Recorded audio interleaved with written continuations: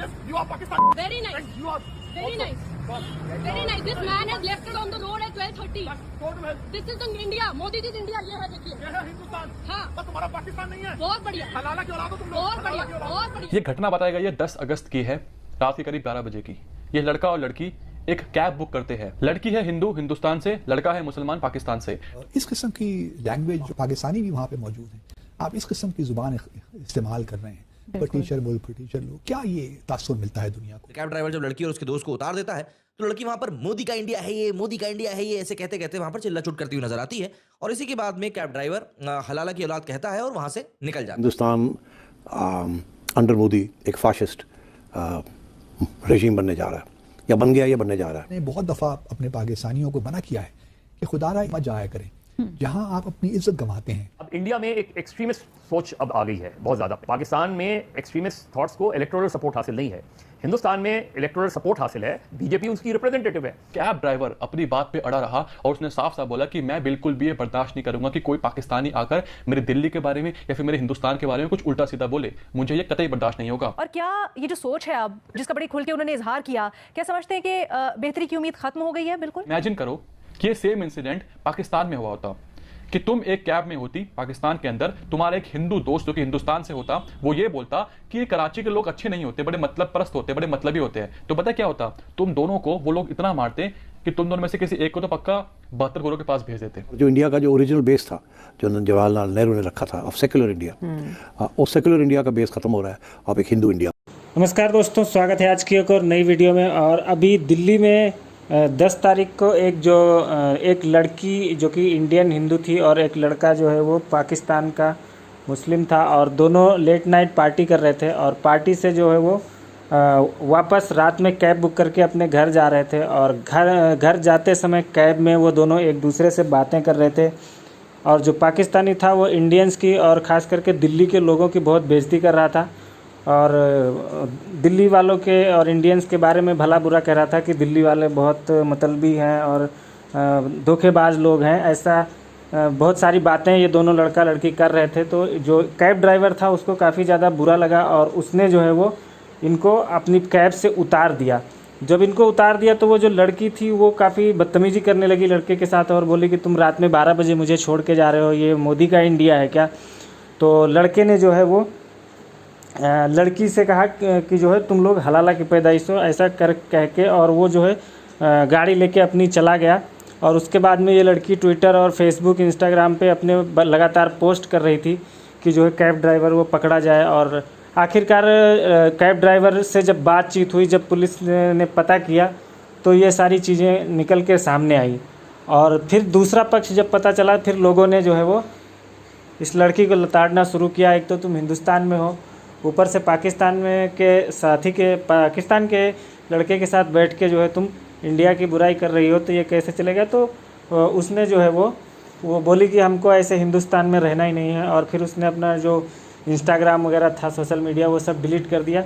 तो आगे वीडियो देखिए कि क्या कुछ था पूरा मामला। या कुछ भी नहीं है। आप ऐसे कैसे कह सकते हैं कि आप दिल्ली के अंदर लोग शरीफ नहीं है? मैंने ये नहीं कहा है। मैं आपको सॉरी, मैंने आपको बोला था। लेकिन एक चीज, मैं उस टाइम मैंने आपको सुना कि आपने बोला कि दिल्ली में रहती, दिल्ली में कोई शरीफ नहीं है। तो आप अपने वर्ड्स को थोड़ा कंट्रोल करेंगे तो ज्यादा बेटर है। उन्होंने बिल्कुल भी ये नहीं कहा था। उन्होंने ये कहा था कि देखिए, मैं अननेसेसरी में किसी आपको जो सुनना है सर आप वही सुनेंगे। आपकी मैं आपको आपसे कोई कह रहा है, मैं भी बगल में ही बैठी हूँ। वो ये कह रहे थे कि यहाँ के लोग बहुत वो मतलब परस्त तो है ही। उसमें ये पाकिस्तानी वो थोड़ी वो चीज है, जैसे बॉम्बे के लोग कहते दिल्ली को मतलब तब कोई दिक्कत नहीं है। गलत समझ रहे हैं। आपके ब्राह्मण और हिंदू होने से मुझे क्या फर्क है? वो मुझे बता ही क्यों रहे हैं? मैं इंडियन भी हूँ साथ में। तो इंडियन, ये थोड़ी इंडियन का मतलब है कि पाकिस्तानी को सड़क पे छोड़ देंगे। इंसल्ट करूँ दिल्ली की, मैडम, दिल्ली इंसल्ट सुनना या हिंदुस्तान की इंसल्ट सुनना, वो मैं नहीं व्यवहार कर सकता। कोई चीज नहीं है। You are Pakistan. Very nice. You are very nice. Very nice. This man has left it on the road at 12:30. Go to hell. This is the India. Modi ji India ये है देखिए। ये है हिंदुस्तान। हाँ। बस तुम्हारा पाकिस्तान नहीं है। बहुत बढ़िया। हलाला की औलाद हो तुम लोग। बहुत बढ़िया। बहुत ये बढ़िया। लड़का और लड़की एक कैब बुक करते हैं। लड़की है हिंदू हिंदुस्तान से, लड़का है मुसलमान पाकिस्तान से। तो ये दोनों किसी इवेंट या पार्टी में होंगे, उसके बाद ये एक कैब बुक करते हैं, फिर ये कैब में बैठ जाते हैं।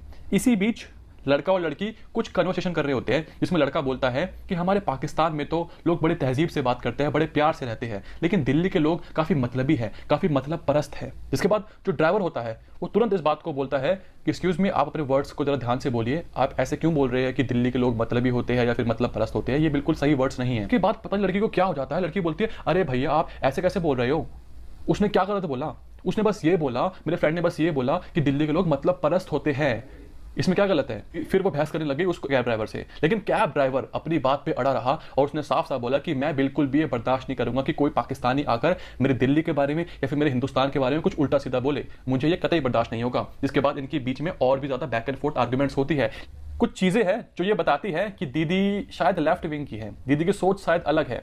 जब दीदी का मैंने ट्विटर अकाउंट देखा तो पता लगा कि दीदी उमर खालिद की बहुत बड़ी फैन है। जी हाँ, आप खुद देखिए, ये कुछ ट्वीट्स हैं जो कि दीदी ने रिट्वीट्स करे हैं जो कि उमर खालिद के ऊपर है कि उमर खालिद बेचारा 4 साल से जेल के अंदर है, क्या गुनाह था उसका, उसने बस प्रोटेस्ट तो किया था, उसने बस हिंदुस्तान के टुकड़े होने की बात तो करी थी, और उसने किया क्या था। तो दीदी उमर खालिद की बहुत बड़ी फैन है। और इसके अलावा दीदी ने एक बहुत बड़ा कच्चा चिट्ठा डाला इंस्टाग्राम पे, वो मैं पूरा तो नहीं पढ़ सकता लेकिन मेन बात आपको बता देता हूं। लिखती है I am so scared of this country, कि मैं इस कंट्री से यानी कि हिंदुस्तान से डर रही हूं, अब मेरे को हिंदुस्तान में डर लगता है। दीदी बात पता क्या है, इमेजिन करो कि ये सेम इंसिडेंट पाकिस्तान में हुआ होता, कि तुम एक कैब में होती पाकिस्तान के अंदर, तुम्हारा एक हिंदू दोस्त जो कि हिंदुस्तान से होता, वो ये बोलता कि ये कराची के लोग अच्छे नहीं होते, बड़े मतलब परस्त होते, बड़े मतलबी होते हैं। तो पता क्या होता, तुम दोनों को वो लोग इतना मारते कि तुम दोनों में से किसी एक को तो पक्का 72 गोरों के पास भेज देते। लेकिन शुक्र मनाओ कि ये सब हिंदुस्तान में हुआ और उस कैब ड्राइवर ने कुछ भी नहीं कहा, इतने प्यार से बात करी, इतने प्यार से अपनी बात रखी कि आप कृपया करके ऐसे वर्ड्स ना बोले दिल्ली के बारे में, हिंदुस्तान के बारे में। फिर आपने उसको प्रवोक किया और ये बोला कि ये है मोदी जी का इंडिया, ये है तुम लोगों का इंडिया। कि तुम्हारा इंडिया नहीं है क्या? तुम इंडिया में नहीं रहती, तुम हिंदुस्तान में नहीं रहती, तो तुम हिंदुस्तान के बारे में तो बोल रही हो, और हिंदुस्तान का पक्ष लेने के बजाय आप अपने दोस्त का पक्ष ले रही हो जो कि पाकिस्तान से है, जो हिंदू। ये मेजर जनरल जीडी बख्शी ये इस चैनल में बहुत आते रहते हैं, लेकिन मुझे अफसोस के साथ कहना पड़ता है कि इतनी सीनियर पोजीशन पे आप रहे हैं और रिटायर हुए हैं, इस किस्म की लैंग्वेज और ख़ास तौर पे टेलीविज़न पे आप एक शो में बैठे हैं, शो में वहाँ पे जिसका पाकिस्तानी भी वहाँ पे मौजूद हैं, आप इस किस्म की ज़ुबान इस्तेमाल कर रहे हैं, पर टीचर लोग, क्या ये तासुर मिलता है दुनिया को। और मैं उन पाकिस्तानियों पे भी थोड़ा पहले भी मैंने बहुत दफ़ा अपने पाकिस्तानियों को मना किया है कि खुदारा इस किस्म के शो से मत जाया करें जहाँ आप अपनी इज्जत गंवाते हैं और बोलने तो उनको कुछ भी नहीं देते, कोई नैरेटिव, लेकिन मामला कुछ है ना कि यहाँ पे फिर मुझे बताना पड़ता है अपने नाज़रीन को कि जो भी शो में जाते हैं ना इनको पैसे मिलते हैं, दैट इज द प्रॉब्लम।